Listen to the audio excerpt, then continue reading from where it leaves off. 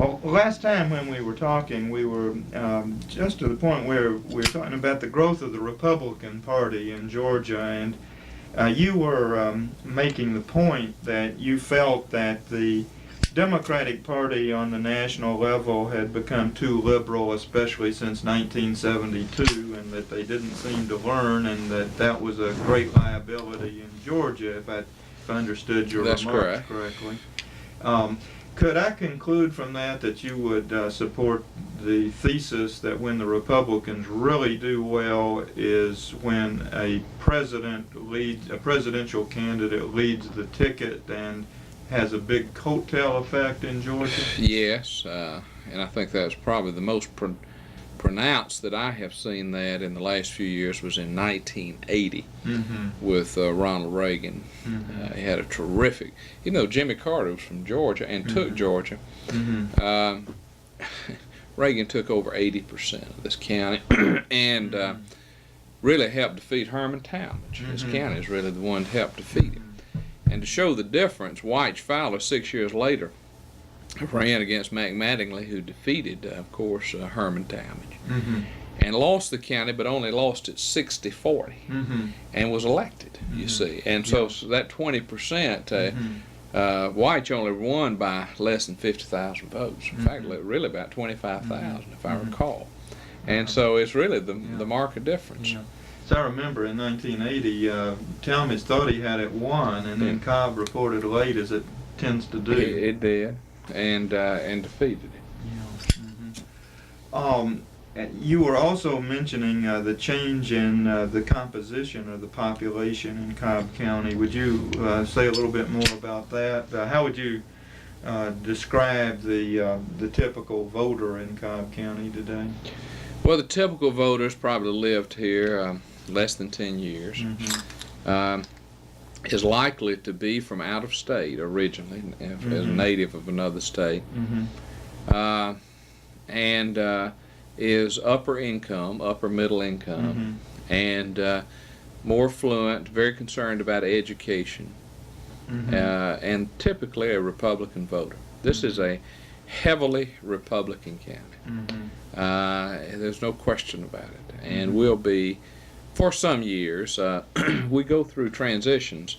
DeKalb County was at one time a heavy Republican county, and now it's a Democratic county. And what happens is, with the maturity of a county and the stability of the electorate, and some change in the demographics, it becomes more two-party. Really, there is no two-party system in Cobb County. Cobb County is a one-party county. It is a Republican one-party county. I can remember when it was a one-party Democrat, but it's gone from a one-party Democrat to a one-party Republican. And all I want is a two-party county. Now, even though I disagree with a lot of, with much of the National Democratic Party and even some of the state Democratic Party, I consider myself to be conservative.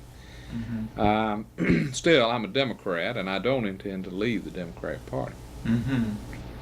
And this is because your desire to have a two-party system? Well, it's a lot of reasons. One is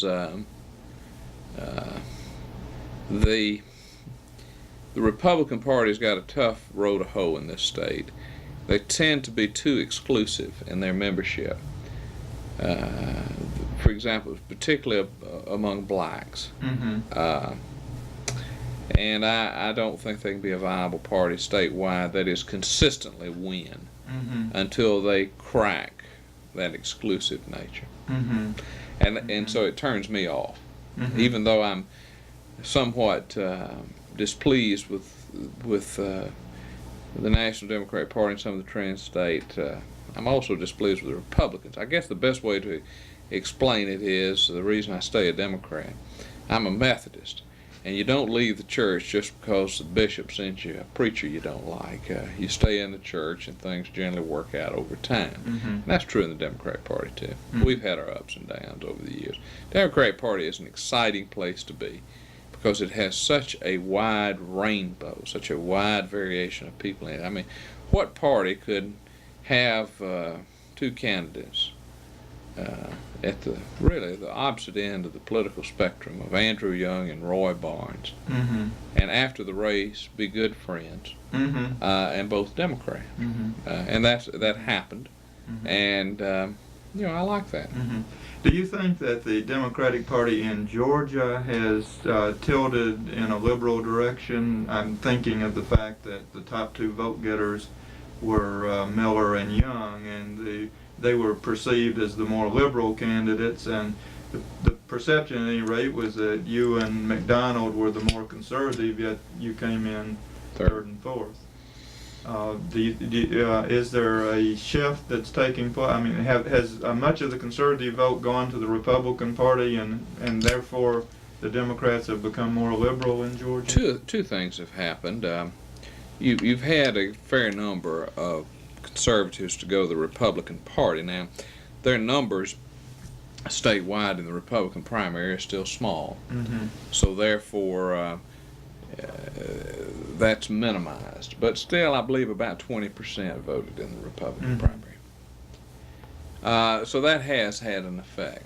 Mm-hmm. The other thing that's happened is, I believe, what's happened in the South and in Georgia is that Georgia for years in the South was immune from what I call national trends. Mm-hmm. They marched because of the distinctiveness of the Right. South. Uh-huh. They marched to a different drummer. They Mhm. had a different view. Mm-hmm. There was a Democrat, and then there was a Southern Democrat. Mhm. We all remember that over the years.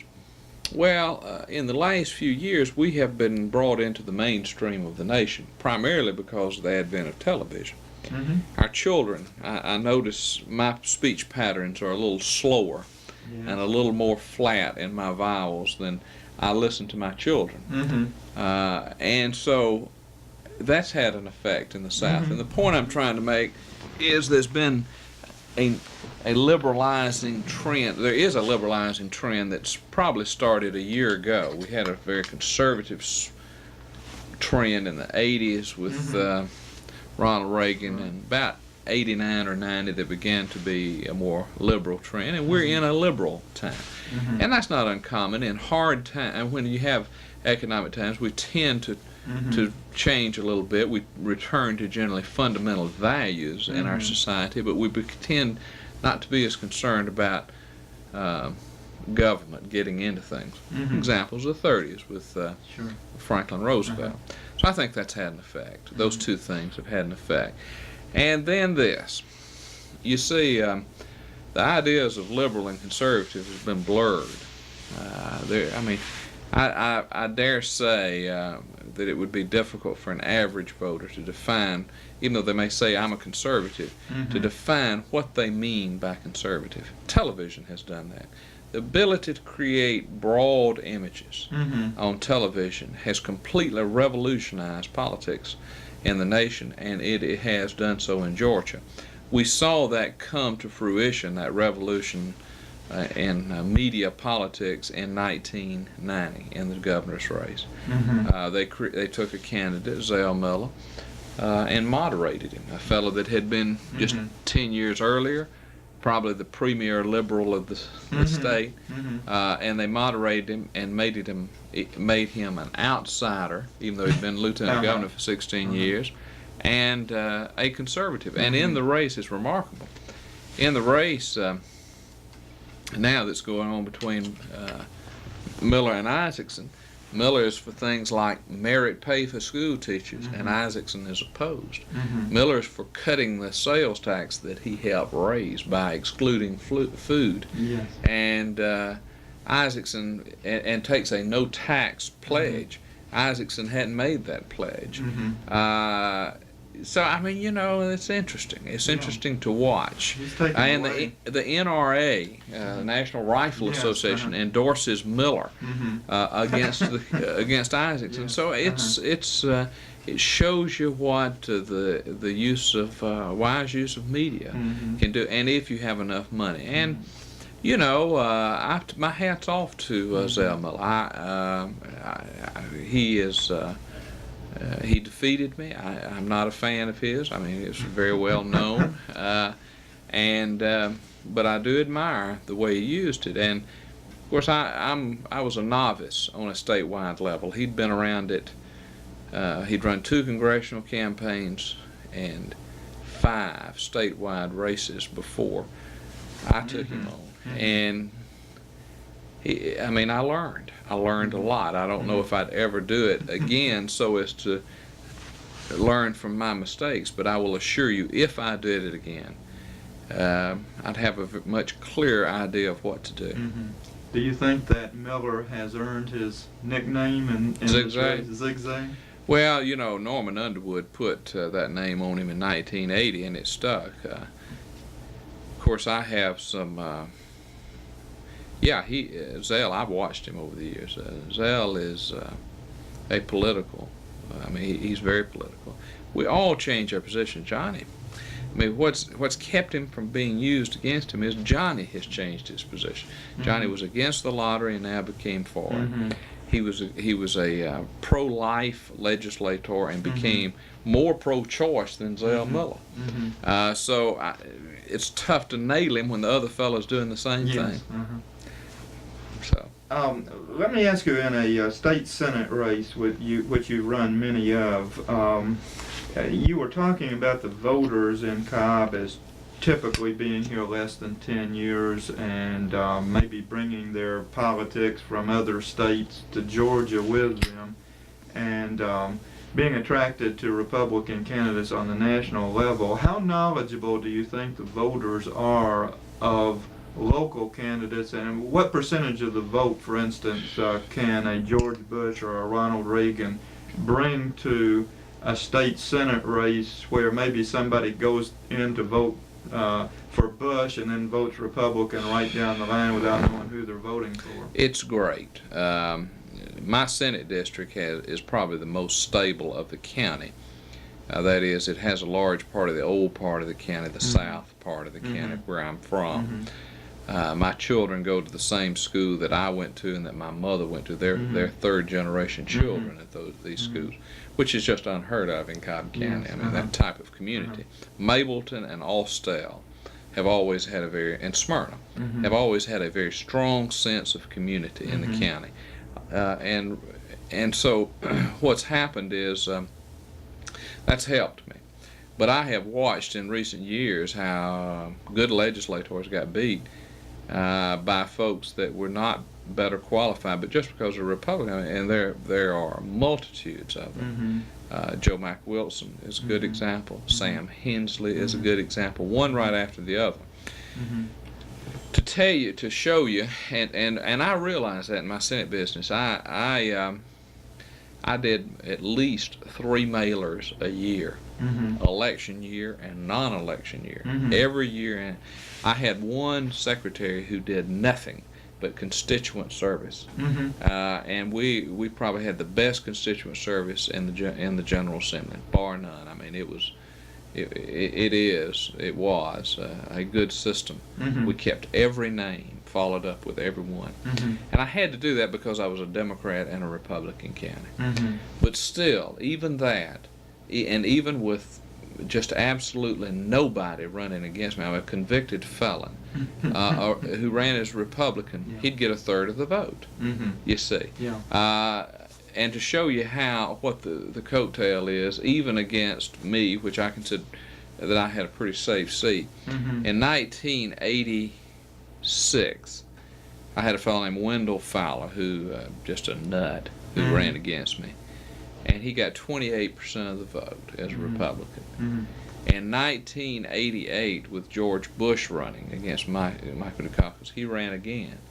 He got 32 or 33% of the vote. And so it's 5% even with the worst candidates. So, I mean, it has an effect. There's no question about it.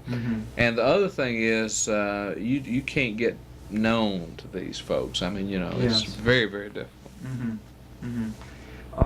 There was a poll that was done recently that seemed to imply that a lot of the voters consider themselves independents. That's always historically been true. They'll say they're independent, but that's not the way they vote.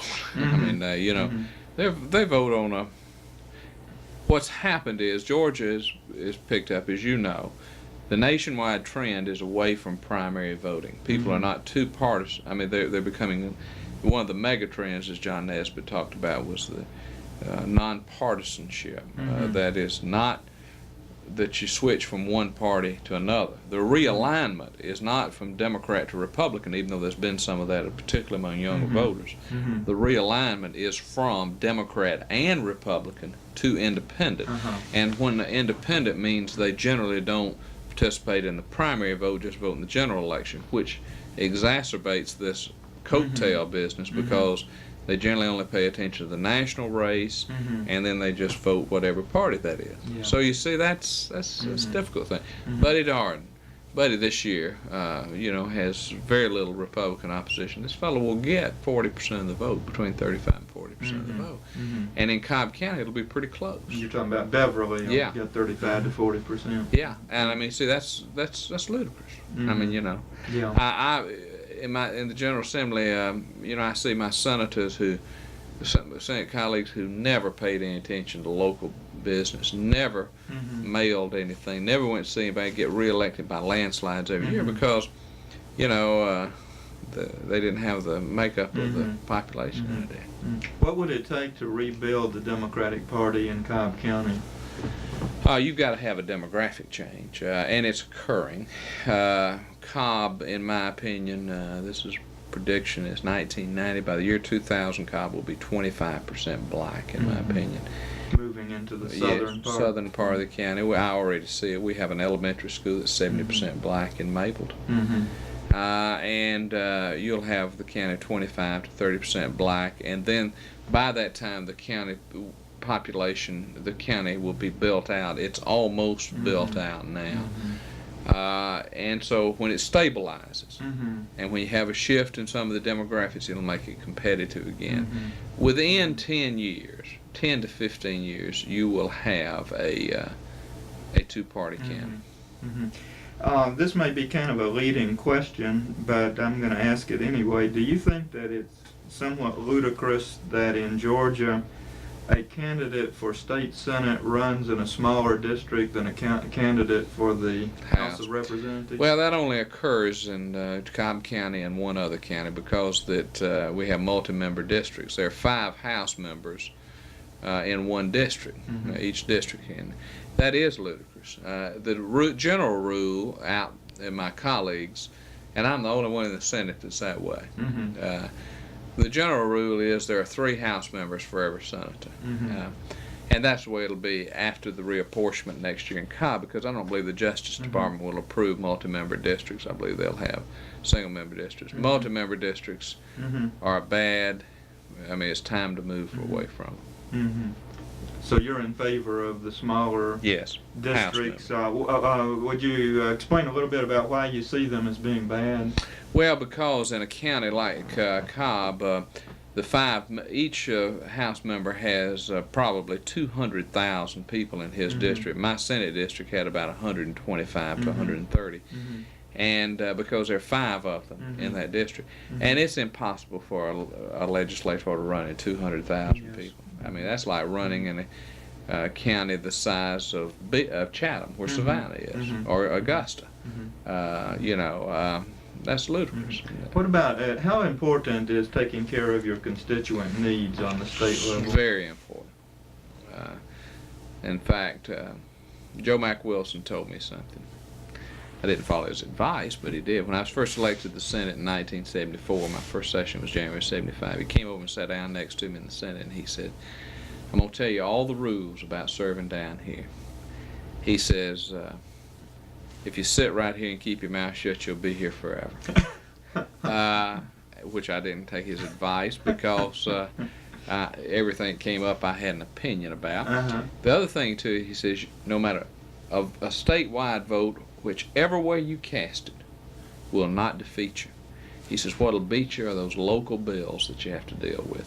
And he's right. Tip O'Neill in his book said all politics are local. It's absolutely the truth. And a state house seat out in the state is first, and the state senate seat next. It's what I call government in the raw. when people are disturbed about something, whether it's a backed up sewer line or a pothole, they call their state senator. And I get calls. I got a call from Valdosta, Georgia yesterday, of a fellow that had a problem. I said, "You need to call your state senator." Yeah, but I've seen you on TV. I know you're in the state senate. And it's all politics are local. Oh, then that would probably be another reason why you'd be in favor of the smaller House districts. Yes. It must be somewhat difficult to know which one to call when you have 5 representatives It is. representing you. It is, and what happens is I get all the calls. They know there's only one senator and there's 5 House members. Let's change our focus to the perspective that you have on the change in the state senate over the last 16 years. And I'm thinking, first of all, about maybe the mechanics of doing business on the state level and how it's changed, perhaps, since 1974. For instance, with sunshine laws, when did they come in, and have they had any change in the way business is conducted? Well, there's no doubt that business has changed. The way business is conducted has changed in the Senate. First, the Senate has gotten a little younger, better educated, more articulate, and more responsive. It's been a change to the best.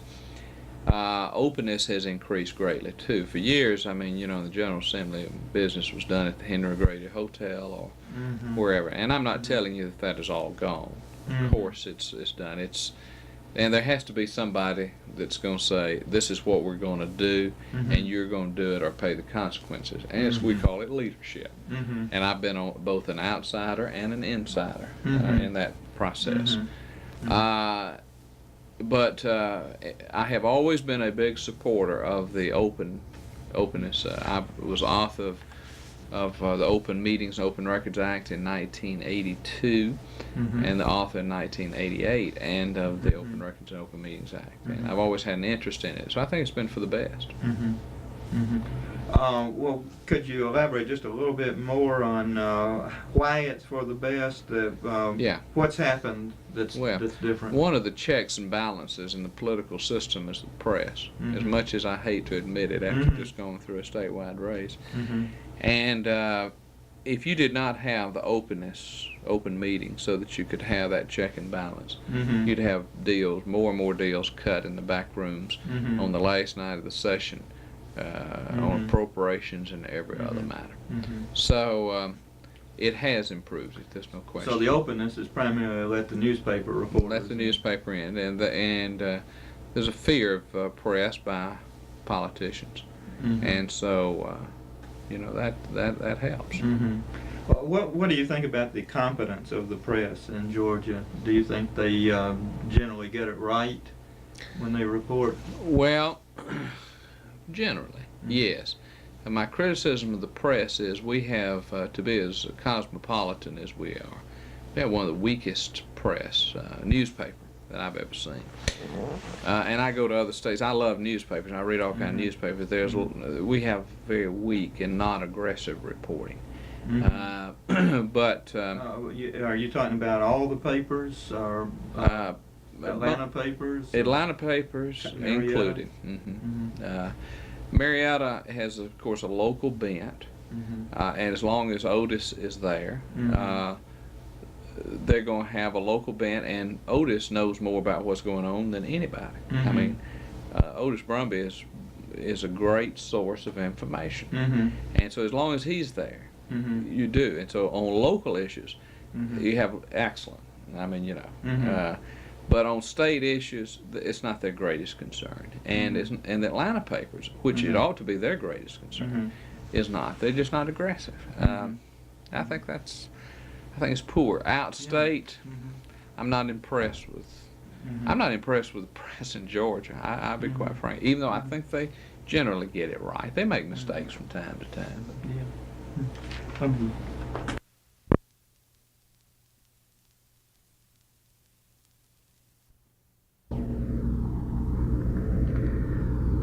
So you were saying that that politicians feared the press, and yet your real concern with the press is that maybe they ought to be digging up more of what's going on. Yeah, I think there's a lot that that needs to be exposed.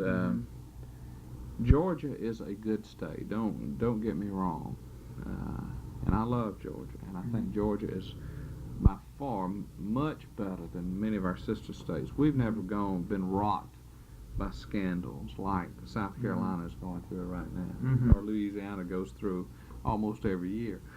But there's some things that bother me.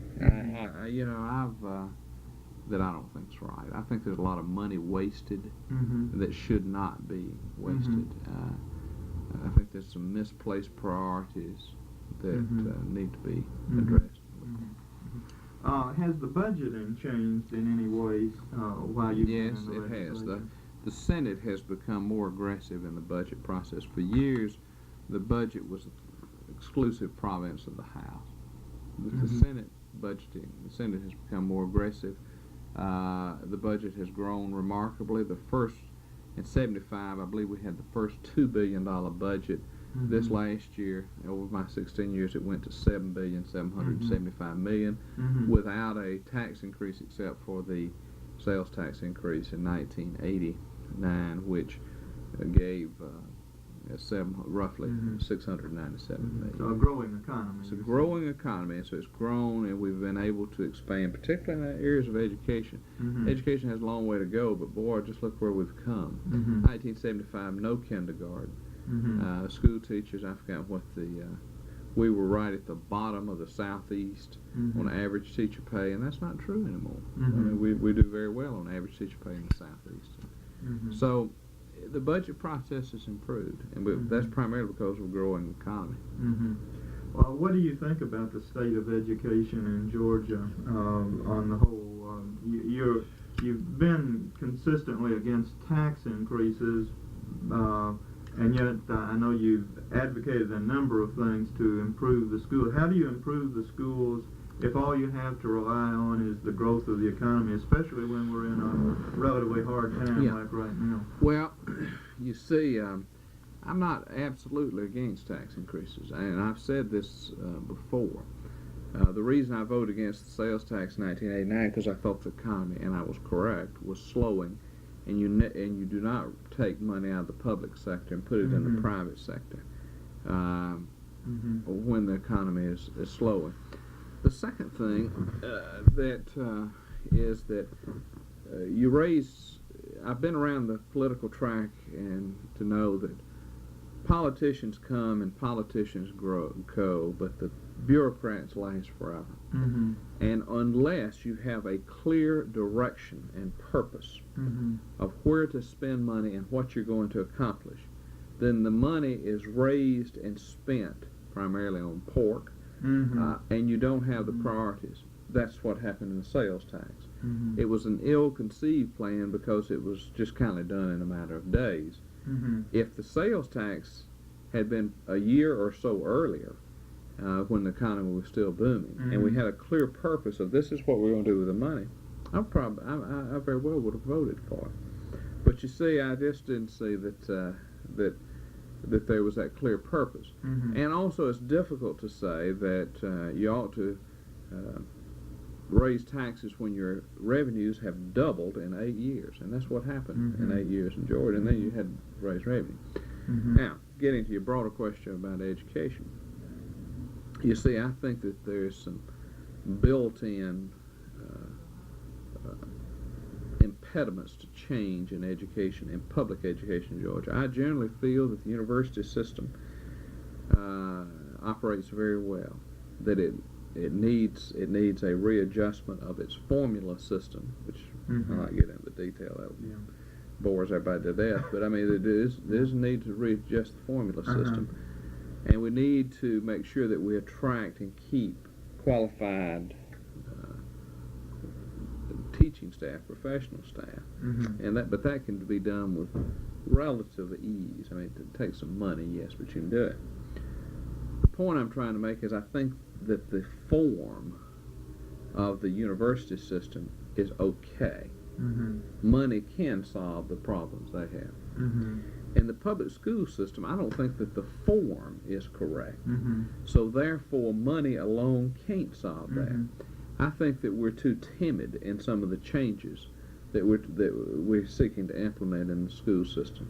For example, one of the things I advocated when I was running for governor is that we create 5 or 10 schools throughout the state, and that we go in, and what happens is we continue to put more and more money in education. We don't have dramatic returns on the buck. Mm-hmm. We go in and we create 5 pilot schools, build them from the ground up.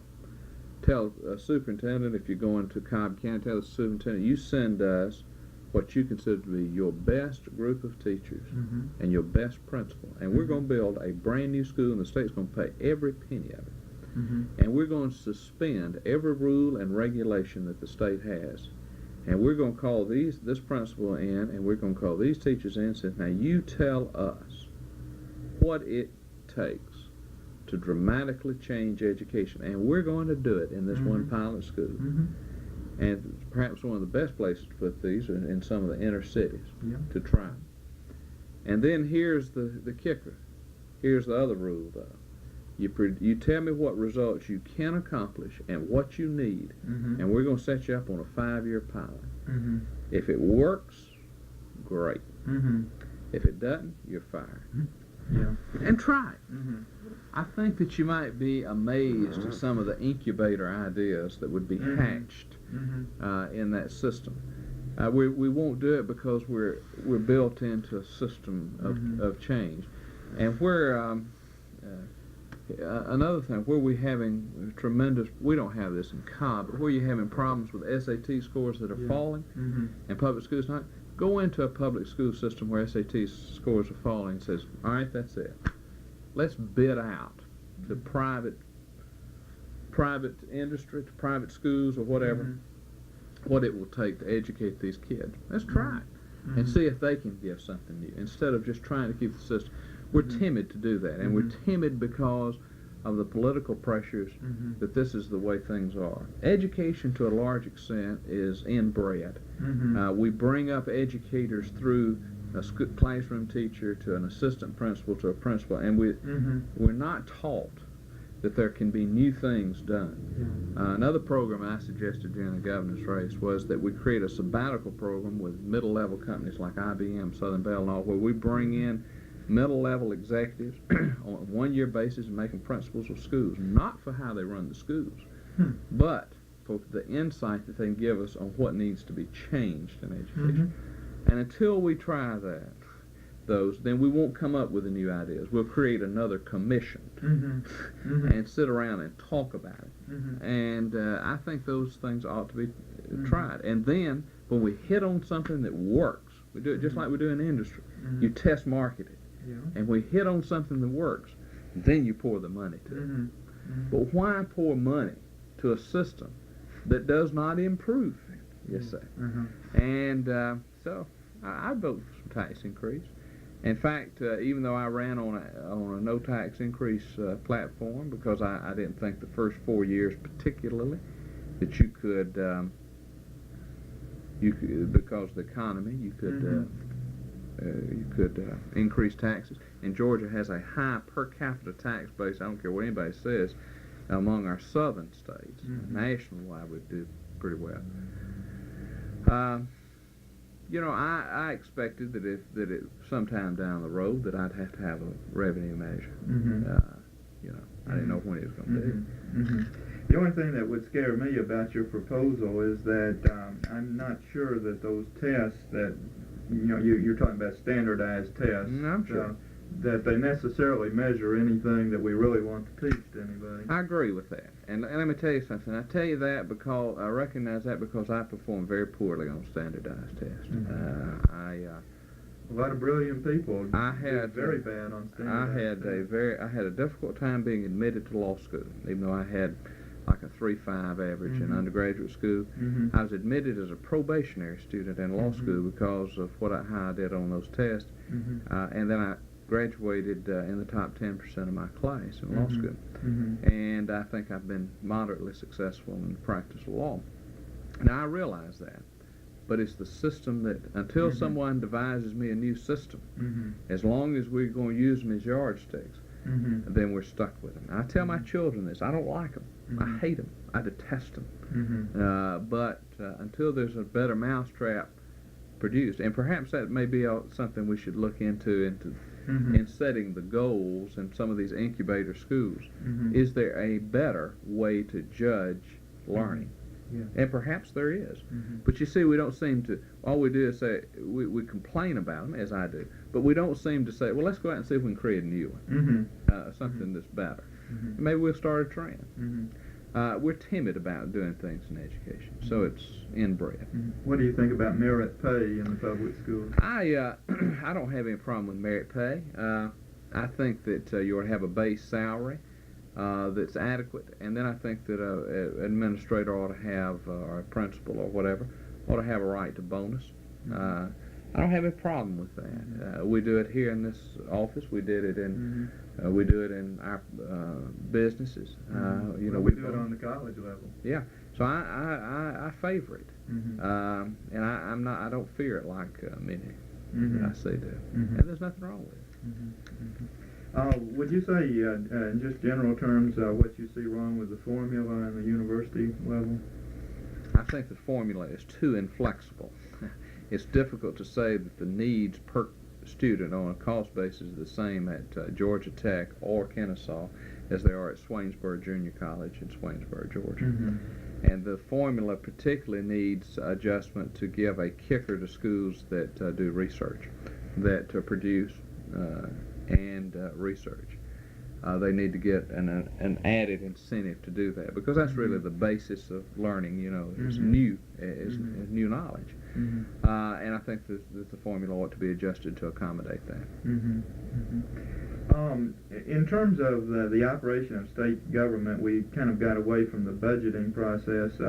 To what extent, when you went to the legislature in '74 or '75, I guess actually, when you started your first session, to what extent did just a handful of people, the lieutenant governor and a few others, really make all the decisions? And did a junior member of the Senate in '75 have much influence on the budgeting process? And is it still the same today, or has it changed any over the years? Well, remarkably, that is one place in the Senate where we've gone backwards.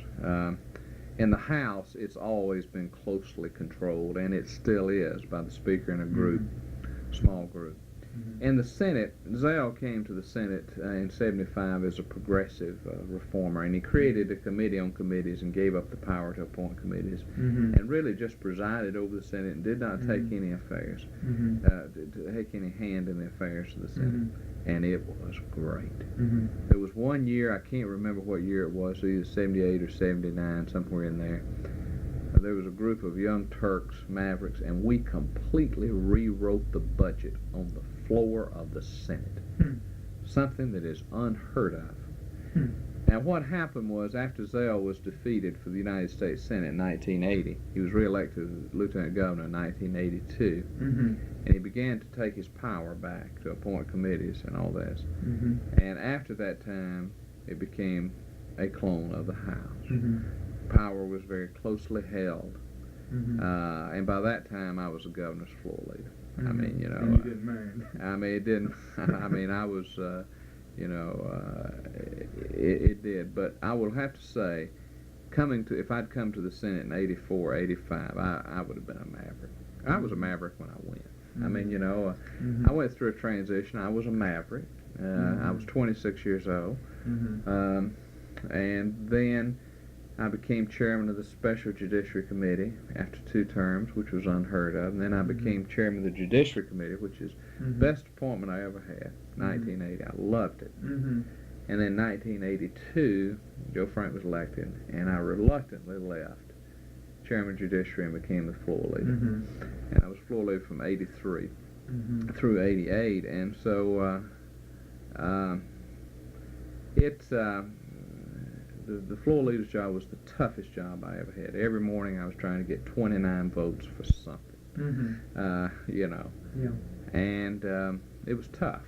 but it taught me a lot. I learned a lot about the governor's office and how the rest of the state government operated.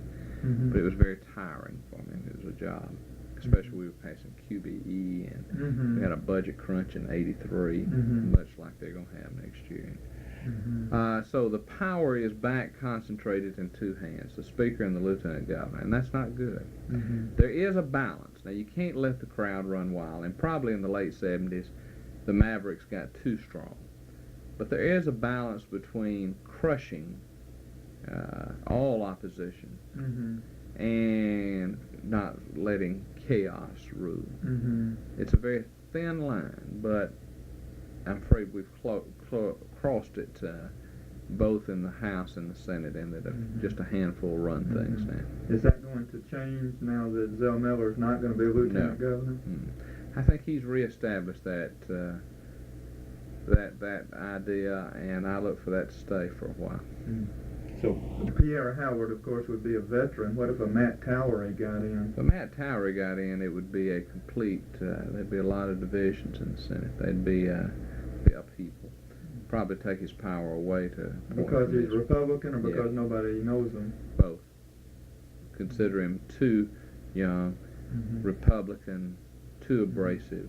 So you're saying that the Senate has the power to take that power Yeah. away if they Wish to. dare to exercise it? They dare to exercise, but it's tough to beat the lieutenant governor. Mm-hmm. I want to tell you, if the lieutenant governor is for something, it's generally going to pass. Mm-hmm. I beat him a couple of times, but it was tough. I was going to ask you how much influence the floor leader has. I guess that depends on how popular the governor It is, and we had some knockdown, drag-out fights, some very bitter fights. Zell would run hot and cold with me.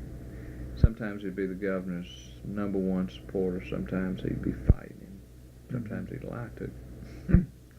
And You cite any examples? well, he'd send. But let me put it this way: he would send conflicting signals to me on what he wanted to do. Generally, I went to see him every morning. I met with the governor every morning when I was floor leader, and then I generally went to see him. Tell him, all right, here's what we got today. If there's something particular, we didn't have much coming, and I didn't go by, but Mm-hmm. I go by and see him. Says, what I got coming. You got any problems? Mm-hmm. And sometimes he'd say, well, I don't think so, and stuff. And then I'd find out that he was really against something, and he was Mhm. working against me. I don't remember anything right offhand. I mean, I handled so many bills. I mean, Mhm. over the time period. Mm-hmm. It was interesting. We had a knockdown, drag-out fight over sales tax increase in 1984, 85, somewhere in there. He had to get 2/3 vote on a constitutional amendment, and it was bitter. And I missed. He got 2/3 by one vote. I missed by one vote, and he fired the chairman of the Rules Committee because he voted with me. Mm-hmm. Now, And you say this is a sales tax increase? It was. In 84? 84, 85. He tried to increase the sales tax in Mhm. 84, 85. Mm-hmm. And so, I mean, it was tough. And he beat me by one vote. But generally, I worked things out. If I got in a jam, Mm-hmm. I went and got the governor. Mm-hmm. I mean, the Mhm. governor is such a great. I'd have senators that would strut and say what they were going to do and we're not going to do. I'd call the governor and I'd say, I need you to talk to so-and-so. I'll bring him down. He'd tell me, so we'll bring him in the back door. Uh-huh. He'd bring him in, and Joe Frank Harris, I've seen him mad a couple of times, but nobody else has, I'm sure. Mhm. And Joe Frank said, oh, you need to help me here. And they would berate him or anything, and they'd just melt like butter. Mm-hmm. The power of the governor is, I mean, even to a member of the General Assembly, Mm-hmm. they want to go along with the governor. Mm-hmm. And so, I mean, it's a very strong persuasive power. They tell me that broke down under Jimmy Carter when he was governor. But I look back, and Jimmy Carter accomplished almost everything Mhm. he tried to pass. Mm-hmm. I like Joe Frank Harris. I mean, I was going to ask you how you would rate him as a governor. well, I'm not unbiased. I mean, Mhm. I like him. I think he's been a good governor. I don't think he's been appreciated for what he's gone through. But we were friends before I went to the generals. I mean, before he was elected, and we stayed friends during the time he was governor. And I called down there to talk to him this morning. He was gone, and we're gonna stay friends after he leaves. Mm-hmm. Were there some tense moments over the sales tax last year, I guess it was? Not really. I went out to the mansion one morning, and I told him, I said, I'm not going to vote for this sales tax. And he says, I understand. One of the things, when he came by, I was one of the few people that were for him in '82 when he ran for the Senate. I mean, when he ran for governor in the Senate. Mm-hmm. And most of the House members were for him, but Senate was mostly for Bo Ginn. And after he'd won the Democratic primary, to everybody's surprise, he stopped by on the way home to Cartersville one afternoon at my law office. And he came in and he said, I want you to be my floor leader. Hmm. And I said, Joe Frank, I just really don't want to do that. And I said, chairman of judiciary, and I like that. And he said, well, think about it. And I did think about it. And we talked about it a little bit. Mm-hmm. And I did. I said, no, it's something new. And I told him when I agreed to do it, I said, now let me tell you this. There's going to be times, I'm telling you how I'm going to do this, there's going to be times that you and I don't agree on things. I'll try to bend over backwards and carry your package. But if I ever come to you and say, listen, I can't do this, you got to let me out. I said, now if we can't have that understanding at the beginning, then I need to know now. And he says, it's okay. Mm-hmm. And so, to the press prayed this thing up and would ask him at news conferences about me not supporting the sales tax or whatever. He never mentioned it to me. Hmm. Never. Hmm. And it's a mark of the kind of man he was. Mm-hmm. Mm-hmm. What would you say is his achievements as governor? I don't think there's any question that QBE is his greatest achievement. It was, it did rewrite the charter of education. It is where we tried, and it's not a failure. I mean, it is a great advancement. Not as far as I would like to go, but it is a great advancement. But I don't think there's any doubt that QBE is his greatest achievement.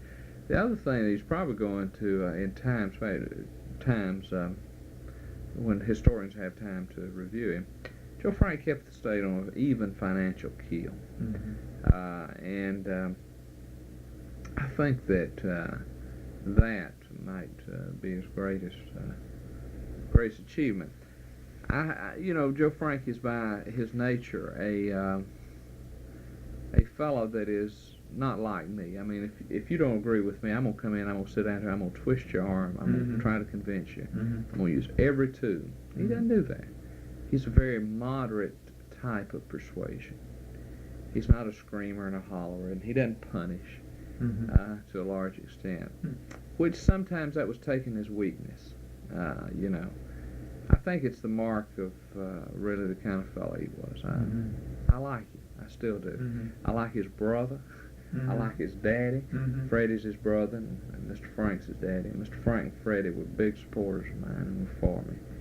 And they're just good folks. And Joe Frank will be treated all right by historians. It'll take a while. Did it surprise you when he came out for a sales tax after his no tax pledges? A little bit, yeah. But he was pushed. He's kind of like Bush is right now. But he was trying to find a middle ground. He knew they needed some revenue. And listen, I'm not going to tell you that now in retrospect that I knew I was going to run for governor, and I didn't want to have lapped on my back that I'd voted for a tax increase either. But anyway, it's one of those things. Do you think Cobb County is going to vote for a tax increase this year after these increases in the property taxes with the reassessments that have taken place? No. You think it's going to lose? Yes. The road tax? Joe Mack Wilson, Al Burris, and I wrote that act in this office right here on a Sunday afternoon. The act that allows counties to... Yes. And I have supported because we do need the road money. And that's the type of tax that I don't have any problem with. People approve it and vote for it, and it dies. It has a sunset. Keeps the bureaucracy from growing depending on that tax, you see. But I believe there's a widespread lack of confidence in the commission, and I don't believe they'll approve it. And I support it. But it's one of those things. We're in a very transitional time in our county government. We're going through a series where we're going to have several one-term commissions, and you need some continuity. And county is at sea without clear direction. Do you favor reform in the commission in terms of? Yes. How would you reform it? My plan that I introduced in 1986 or 87, 88 both, maybe even 88 and 89, sometime in there, was to create 7 members on the commission, 4 of which would be elected from single-member districts, 1 of which would be elected from 2 districts on the east and another from 2 districts on the west, and then the chairman at large, which would not let you get down into ward politics, but allow coalitions to be built. Right.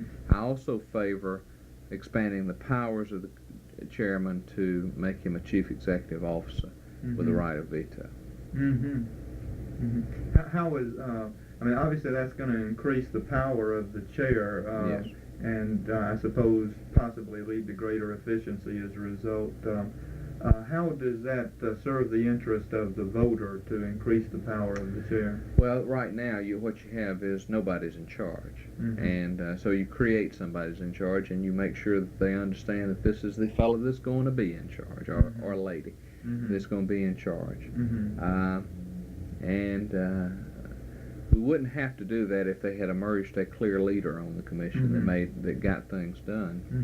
We have gone to one of the best, most efficient working commissions to one of the least confidence commission in just a few years. Ernest Barrett, for 20 years, we were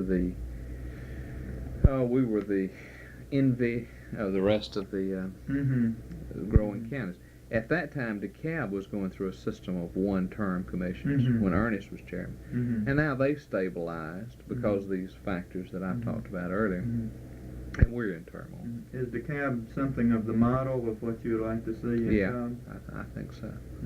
What would be the role of the county manager in this revival? County manager would have a decreased role in that the chairman would be, or the president, or whatever you want to call him, would be in charge of the administration of the county and would work at the direction of the chairman. I was initially philosophically in favor of county managers and city managers. The more I've dealt with them, the more I believe you ought to have an elected fella in charge and let him run the administration.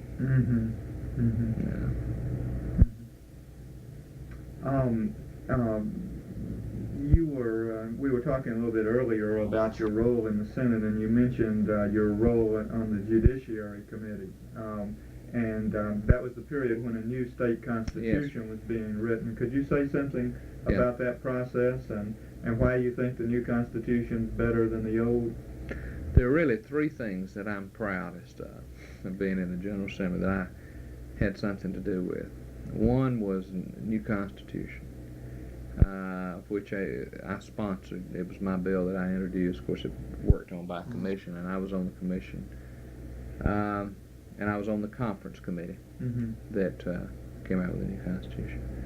The second was a new code. We rewrote at the same time the whole statutory law of this state. And the third is a bill that I passed last year called the Clean Lakes Program.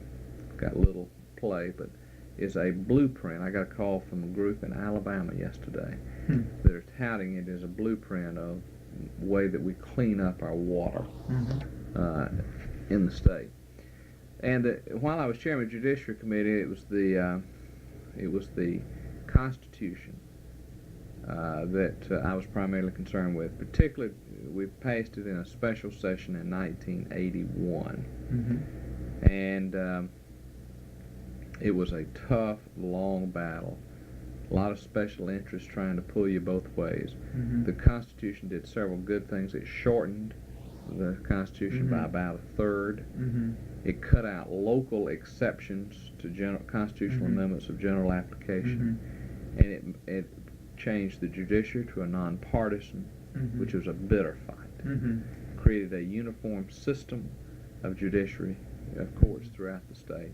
Mhm. So it had a lot of good things that I was in favor of, Mhm. and that I feel good about writing about. I like the study of the Georgia Constitution. I've done it over the years, and Mhm. I enjoyed litigating Mhm. over the Georgia Mhm. Constitution. Why does Georgia not do like the federal government and write about an 8-page document of general principles and let it go at that? That was my argument. My argument was that we should have a short general principles Constitution. Now, I will have to say, and in my firebrand days of 10 years ago, I fought that. But now, in reflection, there is some validity to the other side. And that is this, that the Constitution of a state, needs to be in more detail. Needs to be in more detail. Would you elaborate on that a little bit? Yeah, it needs to be in more detail in order to limit the intrusion of the state on individual rights. Remember this, as you know, but is not understood generally out in the populace. The United States Constitution is a limiting document, and the Congress and the government of the United States is given only those powers that are granted to it. Mhm. The plenary power is really granted in the states. Mhm. Mhm. So that unless a state constitution limits the state's intrusion, Mhm. then the General Assembly, on a whim, is entitled to intrude. Mhm. Now, that was the argument made. I didn't think it made sense at the time, but there is some validity to it. But I think Georgia's Constitution is in too much detail. Mhm. I think that we ought to have a general document, maybe with a little more detail than the United States Constitution. With some more details to make sure the intrusions don't occur, but it needs to go through, and probably another 10 years we'll be ready for another undertaking to try to restrict it. But it's better, and it's a lot better than the 45 Constitution. 45 Constitution, gosh, had 20-some hundred amendments to it because of all the local constitutional amendments and all that. And it was supposed to have been an improvement over the 1877. Well, see, that's what we're really, the Constitution up until 81 was the 77 Constitution. It'd been rehashed in 45 and rehashed in the mid-70s, but really it was the 77. And it rose out of a time when they loaded up, because of the abuses in Reconstruction about the state endorsing private debt. It got loaded up to make sure, of course, by Toombs, Bob Toombs, Yes. make sure that it did not occur. Georgia's earlier constitutions were pretty good. Before antebellum constitutions were pretty good. We'd be better to go back to some of those earlier constitutions. I don't think that, and I argued for this, and of course got nowhere with it. I don't believe that the General Assembly should rewrite the Constitution. I think that there ought to be a mixture of appointed and elected folks that meet in a convention and rewrite a new Constitution and submit directly to the people without going to the General Assembly. How would you, I can understand the elected part, who would make the appointment? I think it ought to be a breakdown. I think you ought to have the plan I came up with at one time was a convention of 106 people. 106? 106. And it was 56, one elected from each senatorial district, and then 50 appointed. 20 by the governor, 10 by the speaker, 10 by the lieutenant governor, and 10 by the Chief Justice of the Georgia Supreme Court. And that would get a mixture of elected and appointed folks, that there were some experts that could be appointed that probably never would elect professor types and all that that wouldn't run, but they would be they would be subject to appointment, and they come out with a document submitted directly to the people. And in fact, I wrote a provision, little known, in the back of the Constitution, that allows the General Assembly to create a convention, not only for the whole new Constitution, but for one single article. You're saying in this Constitution now, there is the a General Assembly can could call? could do that. I wrote it, and I wrote it so that they could say they could call it to rewrite a whole Constitution or just one, one article. Like take the judicial article and recreate the judicial system by convention. And if I'd been elected governor, I had plans at the end to use that in the judiciary to do the judicial article. Do you think it's inevitable with state constitutions that we are rewriting them all the time? We don't rewrite the federal constitution. No, I think it's inevitable as long as it's in detail. I think if you could ever get to a simple document, one that had broad powers and broad restrictions, and allow the courts to interpret them, that you wouldn't go through this process. But I believe Georgia, still paying the penalty from the Civil War for the Constitution of '77, even though it's been greatly improved by the '82 Constitution. And I do think that you're going to have to go through a process of rewriting this one at least one more time, or at least until you get to a convention. You know, there is an argument that 68 Constitution, even though you could endorse these private railroad construction bonds, was not a bad idea. It was not. If it had been done honestly. The '68 Constitution was not a bad document. I've read them all and studied them all. At one time I had taken and had a comparative, gosh, I don't even know if I can find this. I took the provisions and traced them through, from the beginning to the end, in all of Georgia's constitutions, the one that was still in there, to see how they changed, you know. It was very interesting. And taking the '68 Constitution, it was not a bad document. It was a good document. But it was so hated, you know, because at the time that it came, and Toombs, you know, Toombs never took an oath, you know, of allegiance. Couldn't be elected to a federal office, but he could be elected to the Constitutional Convention. He dominated that Constitutional Convention. Brilliant. You know, he's a brilliant fellow. Alcohol got him in the end, but he was such a brilliant man.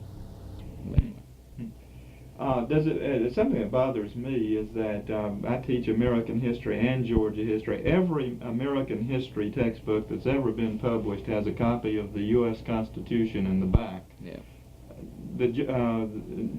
Nobody publishes the Georgia Constitution because I guess it's too long, for one thing. Well, the Secretary of State does publish it. Well, I was thinking more in terms of you mean the a school book? Yeah. Nobody reads the Georgia Constitution except a handful of lawyers. Most lawyers never read it. I find all kind of little nuances in it, and the judges are always kidding me about that. When I litigate cases, I always find a provision of the Constitution of Georgia that whatever position I have is in contravention, the other side is in contravention. But I tell you, I like it, and the new action, this has been true, the action that is going to occur in the next few years, probably the next 20 years, make up the court the way it is now, is going to be on the state constitutional basis. You see, for example, in Georgia's Supreme Court's already carving these out. I hate to use this as an example, but it's a good one. Well, I use another one, it's not quite. Is risque, but the one I was going to use was Georgia's new dancing bill. So that was the Fifth Circuit Court of Appeals, federal Fifth Circuit, said it did not. A Mississippi statute was identical. Said it did not offend the Constitution of the United States because the states were granted such broad power under the repeal to prohibition, the repeal of the Volstead Amendment. Which one was that? 22, I guess. Well, let's see, the repeal, the 33s when the 21st Amendment. Yeah, but I mean, it was the 22nd, was it, let's see, what number was it? Was it 21st? 21st Amendment was the repeal. Yeah. Anyway, it said that the 21st Amendment grants such broad power to the states, they could do this.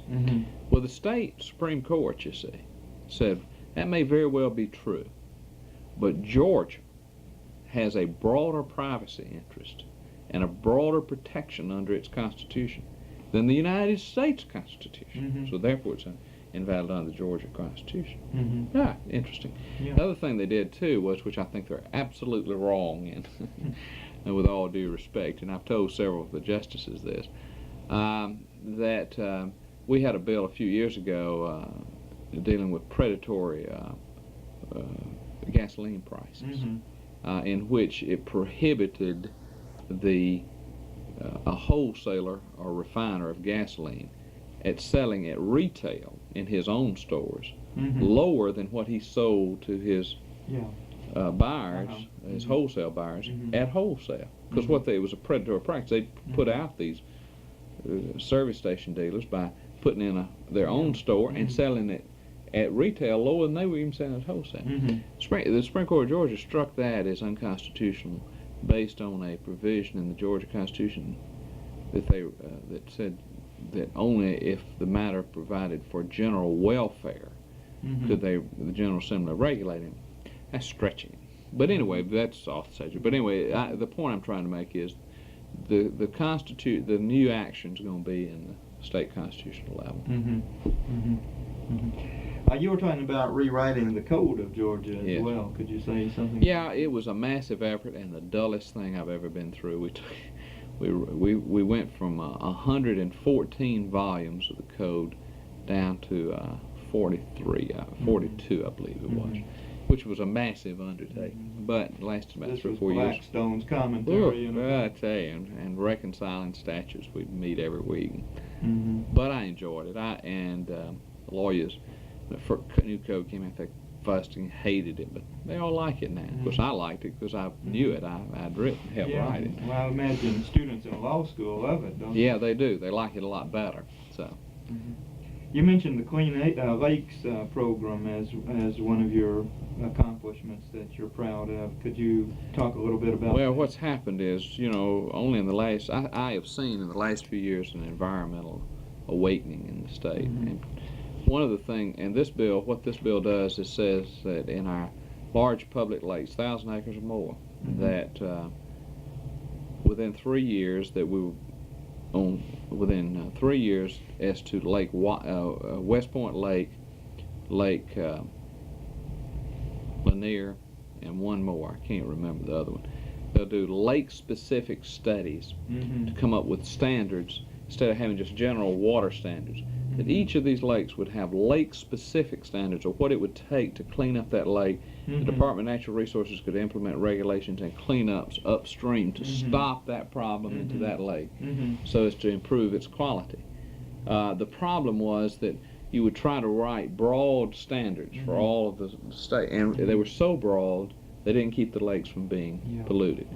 I came up with it last year, and we had a bitter fight about it, but it passed, and it's one of the things I'm proudest of. Do you think the Environmental Protection Division has done a good job, bad job, or what? I think the Environmental Protection Division is grossly understaffed and underfunded. I think it's done a good job for what it's had. I think it needs to be much more aggressive. I understand that you were in favor of changing the board, the DNR board. Could you explain how you would revise it? What I was in favor of doing was I was in favor of reshuffling the way that we made appointments, so to put those that really were not industry types onto the board. I thought that there ought to be consumer types. And then after that, I said after that process is completed, then I'll decide whether we ought to split off the Environmental Protection Division altogether from the Department of Natural Resources. Do you think there should be a place for people with a specific interest like historical preservation on that board, fish and game interests on the board and such as that? Yes, I do. I don't have any problem with that, but I think that the majority should be those that have overall environmental concerns, that is water quality, air quality, things like that. How powerful do you think the board is? It's not very powerful. It's a good board among folks, but it's primarily been run by the commissioner. And yet the governor makes the appointments? To the board, and then they elect the commissioner in law. In fact, what happens is the governor tells the board who he wants appointed, and they appoint him. And the commissioner dominates because he's better informed? And he's there all the time. He's there all the time. And it's so technical. So it's very technical. How would you rate Leonard Ledbetter? Well, I know he's been criticized by some of the environmental groups, but I would rate him high. My interest in water quality, which was my big environmental interest, was created by Leonard Ledbetter in the mid-'70s. Who I had an interest in. He was my tutor. He gave me information to read every night, and I would read it and study it about water quality. So I have a high regard for Leonard Ledbetter. What about, do you know the new man, Linus Barrett? Yes, and it's difficult for me to rate him because Leonard so dominated the department that even though I knew him and had dealings with him, that I had most dealings with Leonard directly. How would you handle the maybe it's an inevitable conflict between development and the environment? It's a balance. You cannot handle it. It's always going to be of the friction, and what you have to do is to make sure that you understand that the primary responsibility is the protection of the environment, but at the same time recognizing that there has to be some, you have to have a development. I am in favor of, and in fact I sponsored the bill that increased the hunting license fee to create a fund to buy more and more wild land, completely unimproved, just wild land. I think the state ought to be more aggressive in that, in buying public land. And I think that at the same time that Georgia needs an overall plan as to where we're going as a state. I don't think it's good to say that we just need to grow. I think there's some parts of Georgia that don't need to grow and that need to be retarded in growth. Cobb County is one of them because they are so taxing to their natural resources. So in those areas, I think that the environmental concerns should be so overwhelming that only the development is very small. In areas that can better accommodate it, then you can be more lax because they don't tax the environment that much. And that's the way I had expected to do it. I was going to allocate, what my views was to allocate things like sewer capacity and say this is all you're going to get. Use it wisely.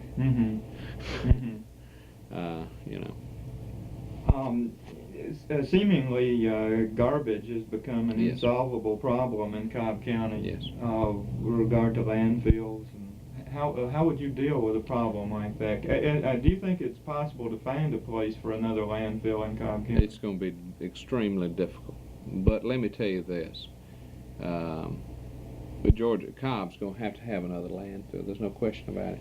But before they do a landfill, they should have a mandatory recycling program. We recycle at our house, and it is not that big a problem, and you can reduce dramatically your garbage by recycling. And I agree. You see, this is my problem with a lot of things. I agree with both sides in the dispute. The side that doesn't want any landfill, I agree that there should not be a landfill until there's been a reduction program that cuts your garbage at least 25 to 40%. But after you've done that, then I think you have to have another landfill. I'm wondering, with as much water near the surface as Cobb County, we used to have springs all over the place. It's in West Cobb particularly, well, you have towns like Powder Springs. There's a reason that it's called Powder Springs. There's 7 springs over there that came literally to the top of the water. I was city attorney over there for years. I put in the sewer system because septic tanks were contaminating the water system. It's one of the first small city sewer systems in the county. Had a terrific problem with it, putting it in. So it's going to be difficult to locate one in West Cobb. And it's difficult on the east side because of the river. So, I mean, it does not leave many areas to locate a landfill. Do you think the technology is sufficient to even talk about incinerators at this point? Yes, I do. In fact, I looked into it one time. If you can reduce your garbage and separate it, you could have an incineration system that generated electricity. It creates steam and then electricity. And if you could put it together, Lockheed creates a terrific amount of steam. They have a steam plant out there, and they have a lot of excess steam. If you could put them both together, you could generate a heck of a lot of electricity. That gets into a whole new another problem called cogeneration, which I was on the Public Utilities Committee for about 4 or 5 years. And I got so disgusted with the utilities that I asked to come off, because the utilities, the power companies, try to have all kind of disincentives to cogeneration. That is when you can generate electricity. They won't keep it, of course, as a monopoly. Yeah. But I do think that the technology is that great, and I think that's something we ought to look into. But you got to do a recycling, and you could do a recycling plan right now, and we won't do it. I don't know why. You know, it's fathoms. One of the interesting things that I think is happening now is that little kids are learning about this in school. They and are. They're oftentimes going home and telling their parents and grandparents that they ought to be recycling. We began to recycle several years ago as a science project for one of the children. To what extent do you think we're going to have to cooperate with the other counties to deal with these kinds of I think that's environmental absolutely issues? necessary, and I think that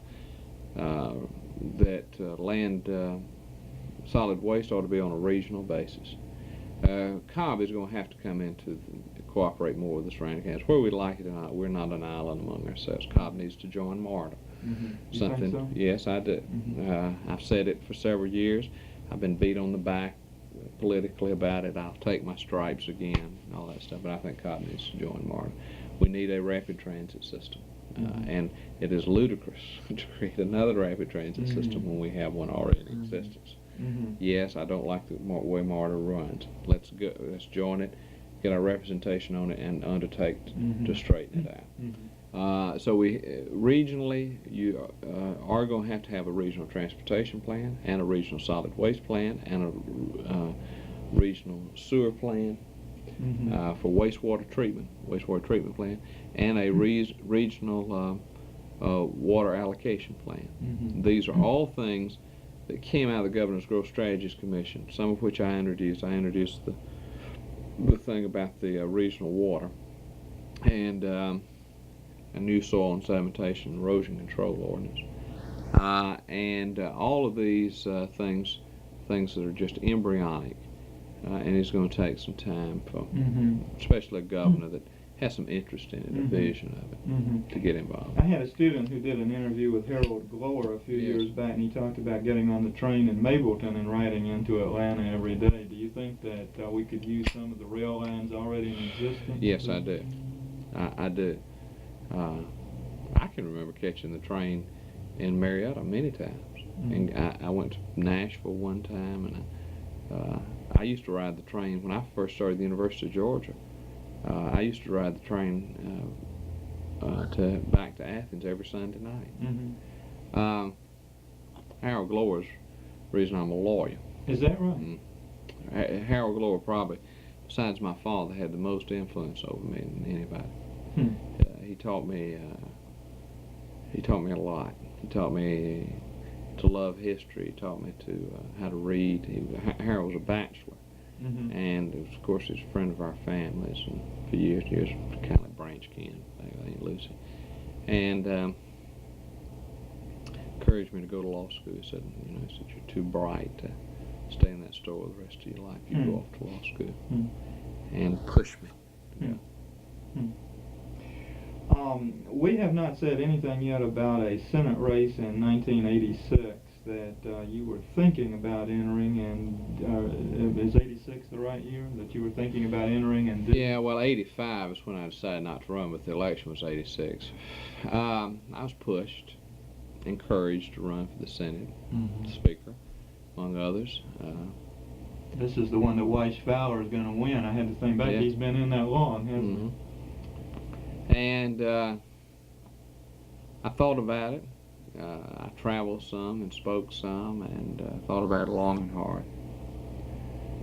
But my children were small. My oldest child at the time was 12, and two younger than that, because now today they're 17, 15, and 11, so they would have been 12, 10, and 6. And finally, I decided not to run because I did not want to uproot children I didn't think it was time for me to run. And I just didn't want to go to Washington. I know this is crazy, but I've never had a desire to serve in the federal government. So I didn't run. Do you think any time in the future you might be tempted to run for Congress as your children get older? Or I don't know. I don't know what the political future holds for me. I didn't like to get defeated, but I was. I think I ran a good, incredible race. I made some mistakes. I was not careful about creating. I let others create an image for me rather than creating my own image. And I didn't fully realize the power of television until late. But for the time being, and I'm not bitter about it, I was determined. I knew it was a long shot when I started. And I was determined that I would not let politics turn me bitter. And I don't think it has. I've enjoyed politics. For all its up and downs, its bruises and hard knocks, I love it. And I'm sure that at some time in the future I'll probably run for public office again. But if I don't, it's okay.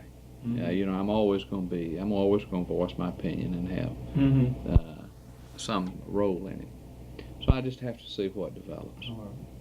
I want to talk about the 1990 gubernatorial race, but there's one other topic that I'd like to talk about for a few minutes first. I know you've been involved with some savings and loans, and there's been a big scandal about it all, and I just wonder if you have any reflections. Did you see all this coming before it happened? Yes, I did. I and a group in the late 70s formed a savings and loan in Cobb County. And then I sold my interest about 83, 84, somewhere in there. I didn't see the complete breakdown that I see now in it, but I knew that the thrift industry had trouble because I saw that the thrifts were becoming too reckless in their investments. Do you think this is general or just a handful? I think it's general. General among the larger ones. I think there are many healthy smaller thrifts, and it's true. We have one here. The one we found at Cobb Federal is a good healthy thrift, and there are others. Decatur Federal is another good healthy thrift. But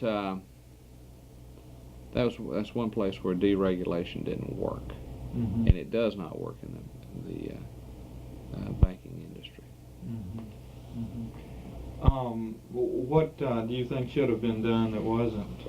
I think that thrifts should have been kept to the reason they were created, to make first mortgage home loans.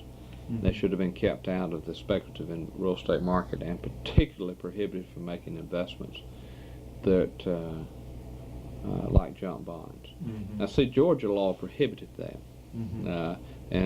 Is that why Georgia has not had the scandals That's that right. other states have? See, the scandals are in the junk, and Georgia prohibits. The only authorized investments in Georgia are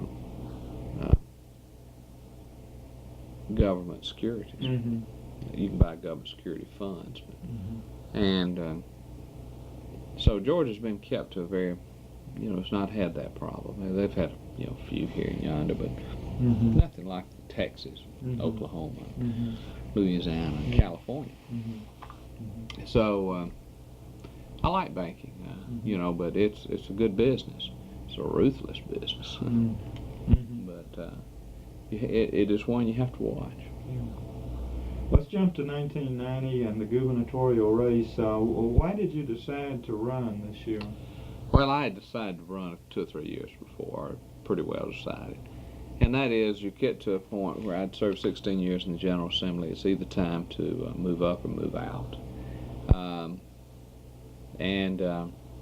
thought this was a time. I never anticipated that Andrew Young would run. I didn't think I thought he'd talk, but never would run. And I thought that Zell would run first. I'd get him in a runoff, and I'd beat him in the runoff. And I believe I would have if I hadn't had Andrew Young. I mean, it's one of those things that happened.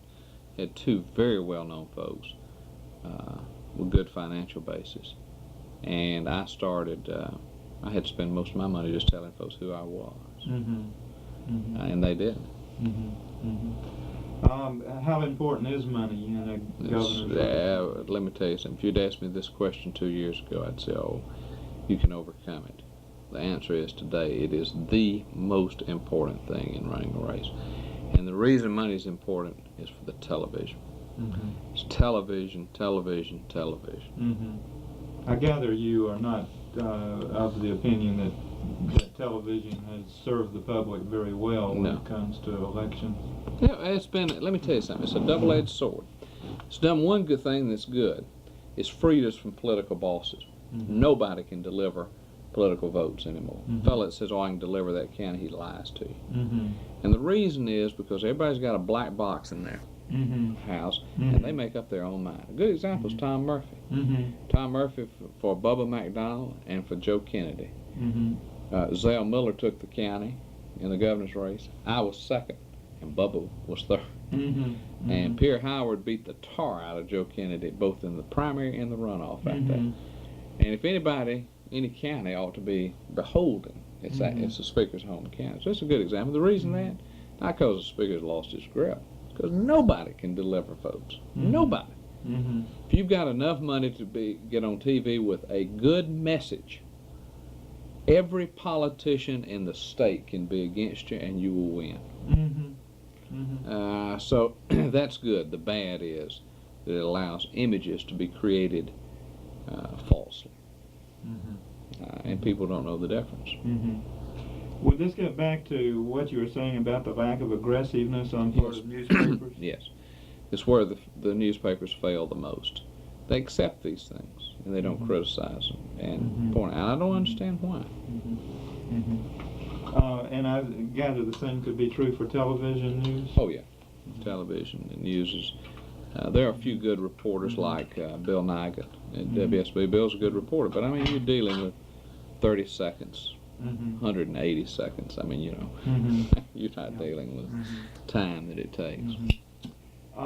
There were some criticism that even on the national level, the same is true in the sense that Dukakis and Bush spent an incredible amount of money and campaigned forever, and yet the issues never did become that clear. They did not, and see, with money, you can create a message, and you can blunt the attacks by blurring the idea. It goes back to what we talked about earlier.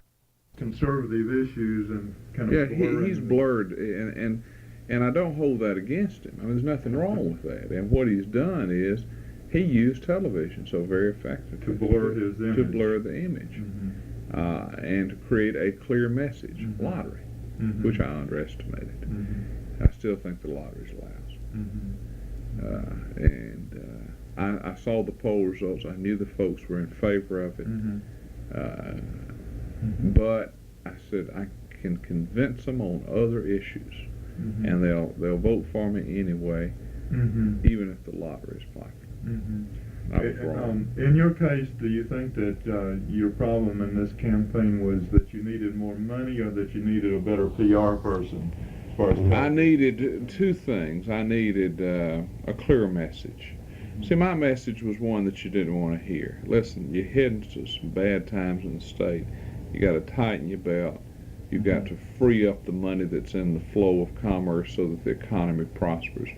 You got to retreat in government to allow to accelerate and to prime the pump. You got some hard choices to make. They won't hear that. You want to win $1 million and buying a $1 lottery ticket. I mean, it's a siren song, but it was a very effective one. So to answer your question, my message was not clear. Zell's was very clear. Number two is I didn't have Zell outspent me about 2-1 on TV, and he was better known from the start. So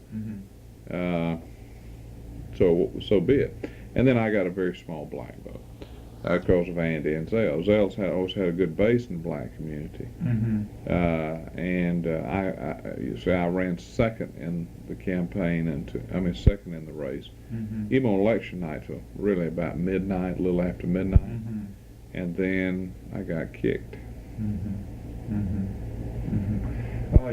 You did. How did your black vote turn out in Cobb County? I know you had some black supporters. I did. Yeah, I did all right in the black boxes in Cobb. Andy beat me, but I mean, I'd run second. But Cobb, let me tell you something. There's another thing about Cobb. I lost Cobb County very narrowly. Zell took him. And the reason, and people, which did not surprise me, and the reason is, Cobb is so, for those reasons I've talked about earlier, is so metropolitan, so controlled by media, that whoever comes best with the media, Cobb will follow. Was the lottery the big issue? Yes. The exit polls showed that people liked me, that I had a favorable rating, favorable to unfavorable of like 8-1, which is unheard of in a losing candidate. And then they'd ask them, and this came from Zell's folks, Zell's exit polls I saw. Then they'd ask him, would you vote for him? No, I didn't. Why not? He's against the lottery. Do you think the lottery's a scam? Yes. Is it going to do any good or No. anything? Will education get any money out of it? They'll get a pittance, but they'll suffer more than they'll get. They'll get, I think, after the honeymoon, the first 2 or 3 years when you have what I call the honeymoon period in the lottery, you'll raise 250 to 300 million net. Then it'll fall off, and within 5 to 7 years, unless you take some very deceptive and high pressure advertising, it'll be down to 100 to 125 million, which is pittance. And what it'll do is, it gives people false security that they've taken care of all the education problems, and it will make it much more difficult to raise new revenues in the tax sources, or to raise, to do bonds and to make changes in education. It'll have an overall detrimental effect. There's two professors from Duke wrote a book that I read. It was called The Selling of America, I believe, the lottery. And they surveyed lotteries, every state where they ran. Their bottom line conclusion was this: in the states where money was dedicated to education, as proposed in Georgia, it had a negative effect. In states where it went into the general fund, it was neutral. So lotteries, no gain anyway. There's no gain. Lottery's a scam. Is it a moral issue to you? Not to me. It's an economic issue to me. It's just a scam. I do have a little problem with the state. I draw a line between the state institutionalizing some things. That, for example, I agree that liquor ought to be sold, alcohol ought to be sold as regular, but I don't want the state selling it. There's a difference between the states institutionalizing something. I don't think the state ought to be in the gambling business. If you're going to have a lottery, it ought to be done by private industry and contracted out. But it's not an overriding moral issue with me, even though I don't think it's good. Would it increase crime in the state? I'm not sure a lottery will increase crime, and I will tell you. I think I will give them that benefit. There's been no evidence that it does. There is evidence that it does increase, that it preys on the poor. It's overwhelming evidence. That those that least can afford to do it are the ones that are the most consistent players. There is evidence that pari-mutuel gambling does attract other crime, but not really any evidence that lottery does. Did Andrew Young's high vote in Cobb County stem from his freedom of choice on abortion stand? Two things that stemmed his vote. I believe he got about 20% in Cobb. Two things. One is, listen, this fellow, he had more media than I did. I mean, what it does, and you look at this race, Zell Miller spent the most in media, he ran first. Andrew Young spent the second highest run, he ran second. Roy Barnes spent the third highest, and he ran third. It shows you how TV does. And the other thing too is that the pro-choice helped him, and then he's a celebrity type, and it helped him in Cobb. Mhm. Do you think that your position on abortion got across to the public? No. Can it even get across in a 30-second? I don't believe so. I was painted. It's really difficult. In fact, I was thinking about this just today because I gave a speech at lunch and out at the at Lennox Hotel, and I was coming back through West Paces Ferry Road, that area, and there's a young lady named Penn something that's running for the state senate out there, and on her sign she had Penn Space. She's pro-choice, and that's basically all they get, pro-life or pro-choice. Mm-hmm. And my wife said and pointed out, and it's probably true, that I had a position that effectively alienated both sides. Uh-huh. And it was unfortunate. You see, here's what I do think: there is a place for those in political life to separate their private opinions from their public ones. Mm-hmm. Sometimes we take positions because the public good is better served than what we would do personally. Mm-hmm. Now that doesn't mean we give up our individually held convictions. Mm-hmm. I don't think somebody can say, well, I'm personally opposed to abortion, but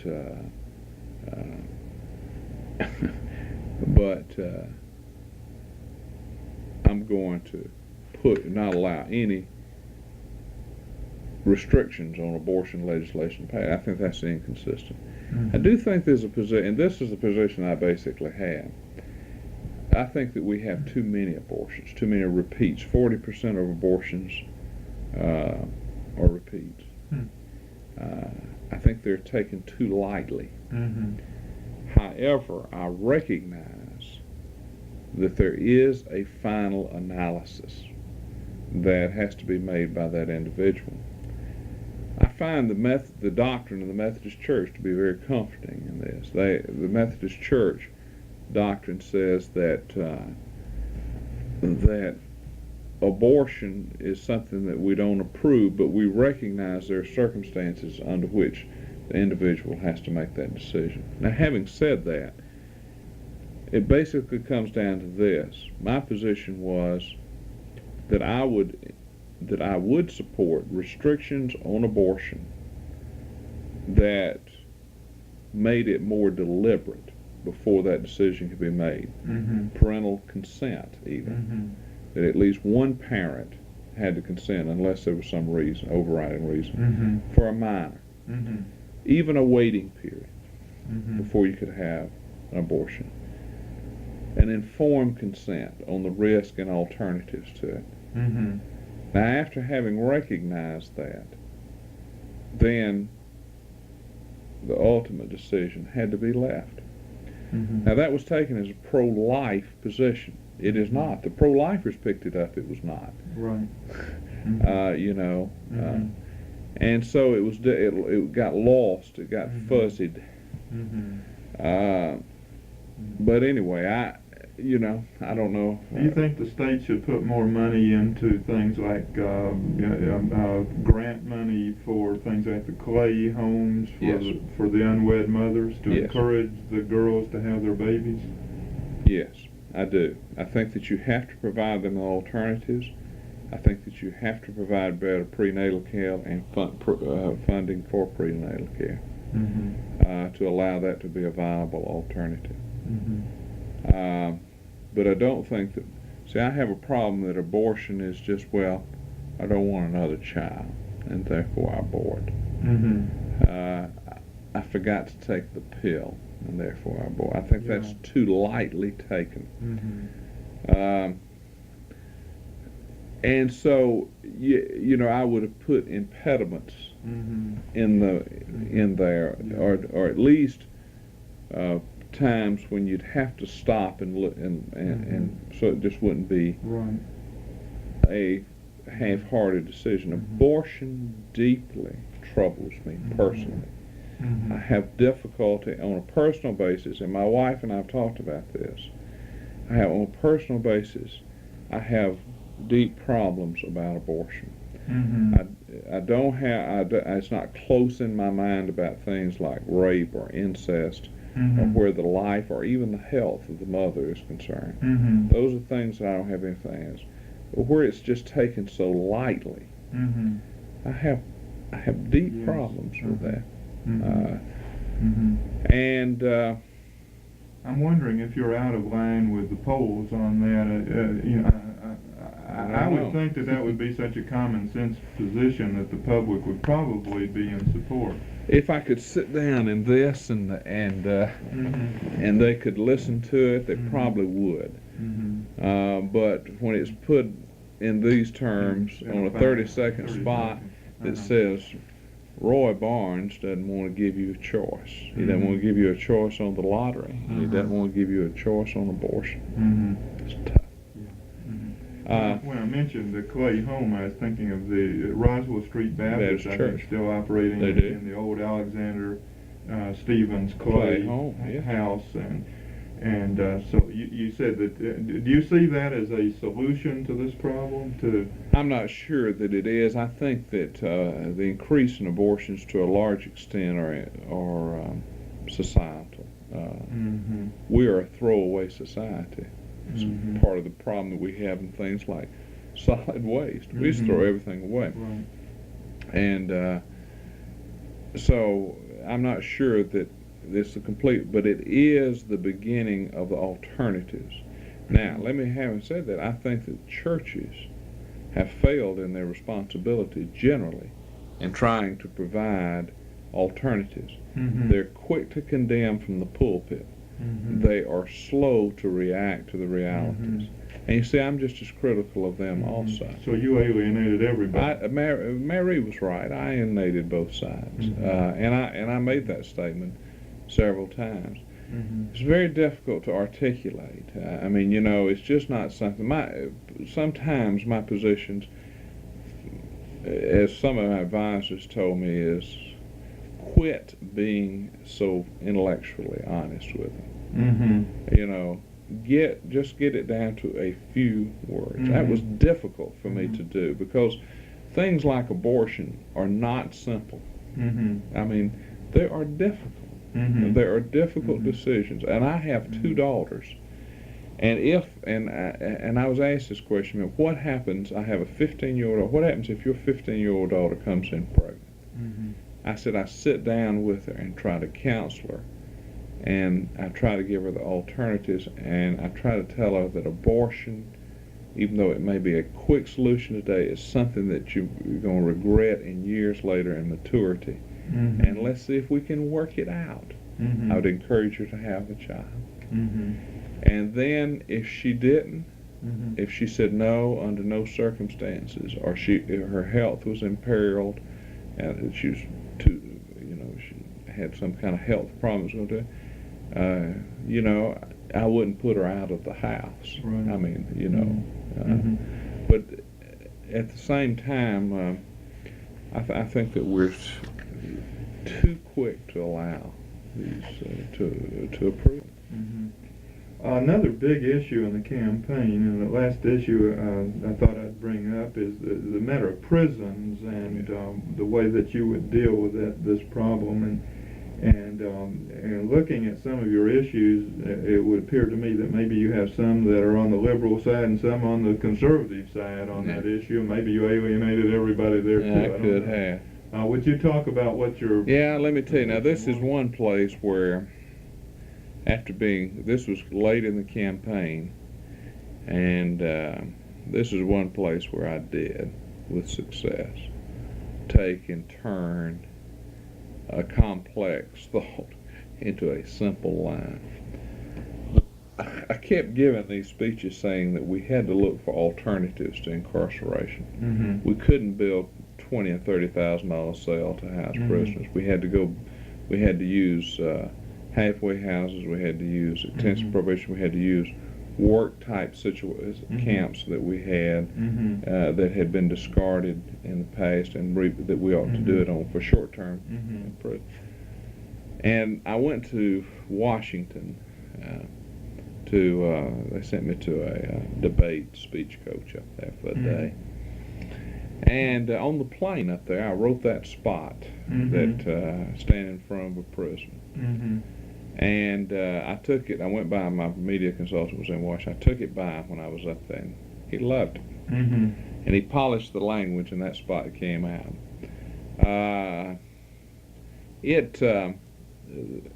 We're going to have to go to a system of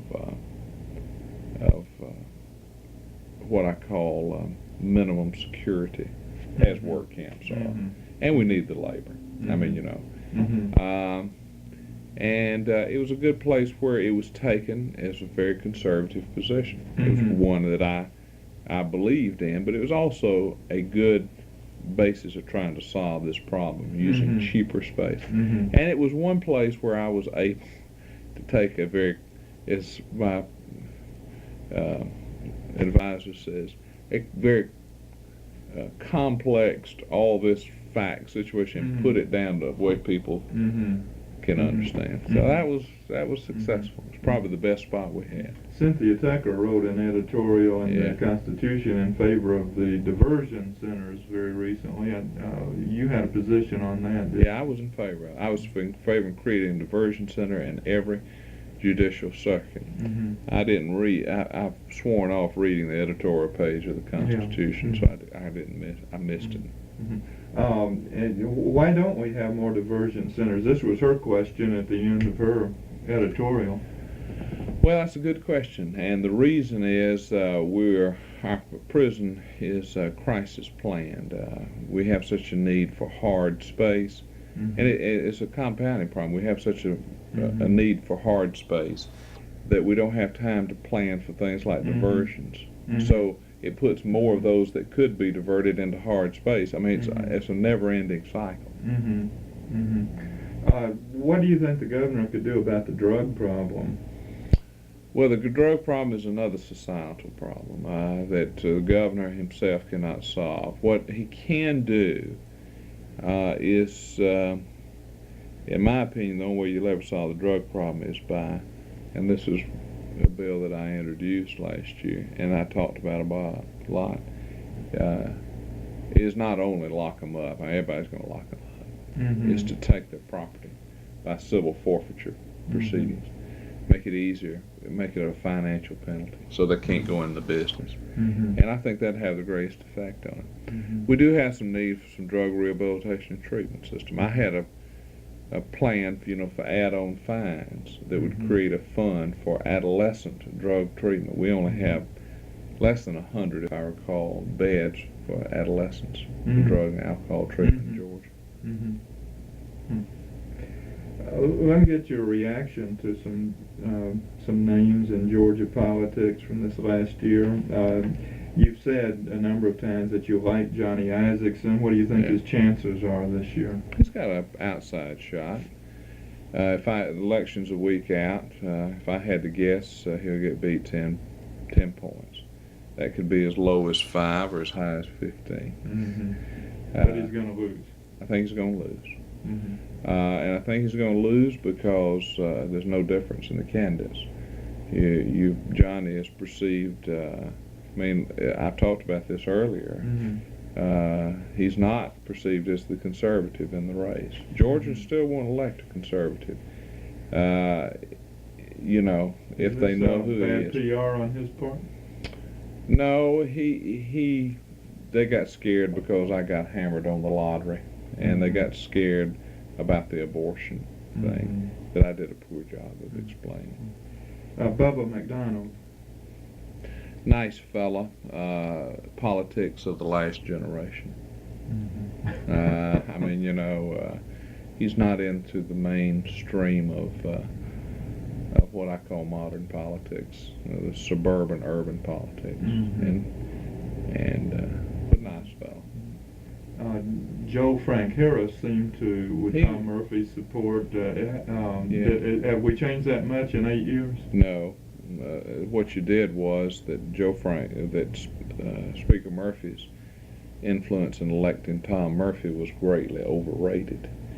And Murphy's influence in electing Harris? Electing Harris. Overrated?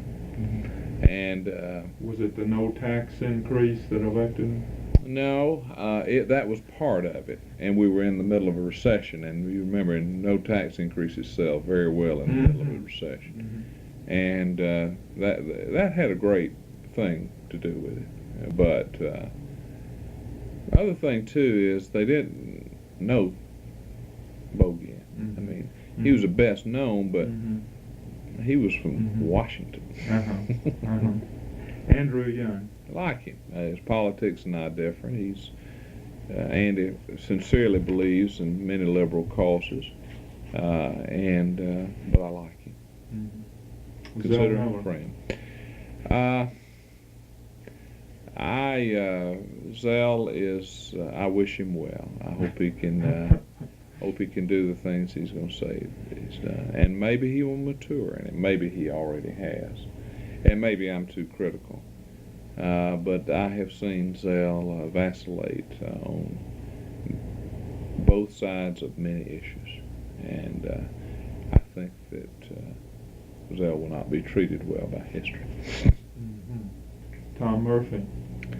Politics of the last generation also. Probably the last rural speaker. Next speaker you'll have will come from not from an urban suburban area, but from a growing or a large area. It'd be Larry Walker, probably from Perry, which is Warner Robins and all that county. It's not a rural area, but he's the last of the rural speakers. Did you see the power of urban areas increase in the Yes. legislature while you were there? Yes, much. It has. That power is diluted by the fact that the urban areas send a lot of Republicans who are outnumbered and therefore have no influence. Joe Mack Wilson. I like Joe Mack. Joe Mack is probably my political professor. Taught me the wiles of politics. My friend. Do you think he was too aggressive in attacking Republicans? Oh, perhaps. He's the old school. He's not one that accommodates.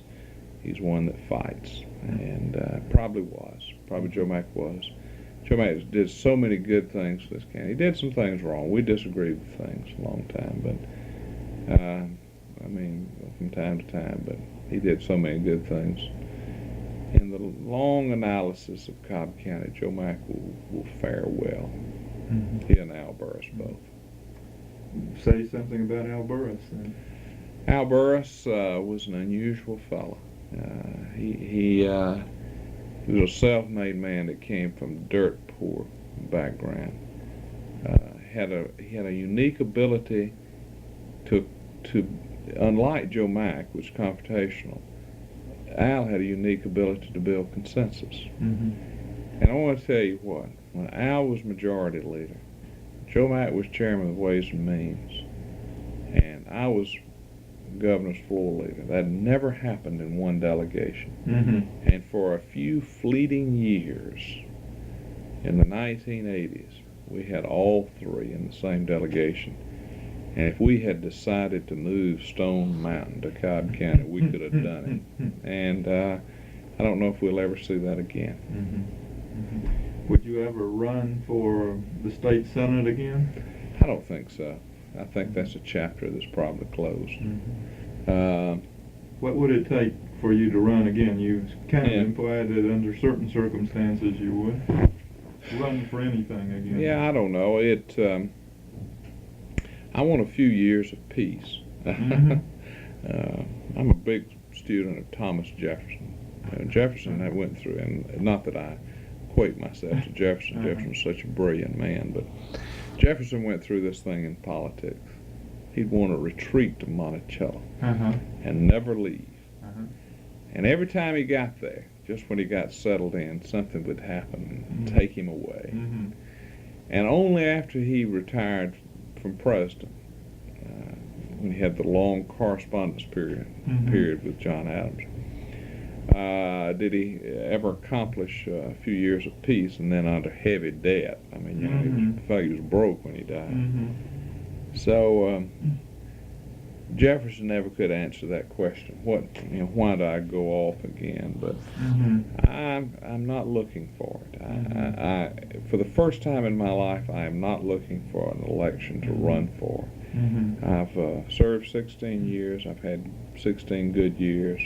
I've run 9 races, and if I never run another one, it's okay. How do you think reapportionment's going to affect Cobb County? Could there be a congressional district for you in the future? I doubt it. The congressional district will probably be East Cobb, North Fulton, and Gwinnett. They'll concentrate all the Republicans in one district and give them one. And Buddy Darden is one of my closest and best friends. We were assistant DAs together years ago. Right. And I would never consider running against Buddy Darden. Would you consider running against Weish Fowler? Oh, I don't know about that. I think that's too quick. I mean, you know, that's. I need some recharging time. Yeah. I really don't want. I still don't have a desire to go to Washington. You really want to be governor? I'm not sure I want to be governor, but I just, you know, I'm generally a homebody. I like going home every night, and I just don't like a Washington to Atlanta commute. Well, I thank you very much for this interview. Thank you.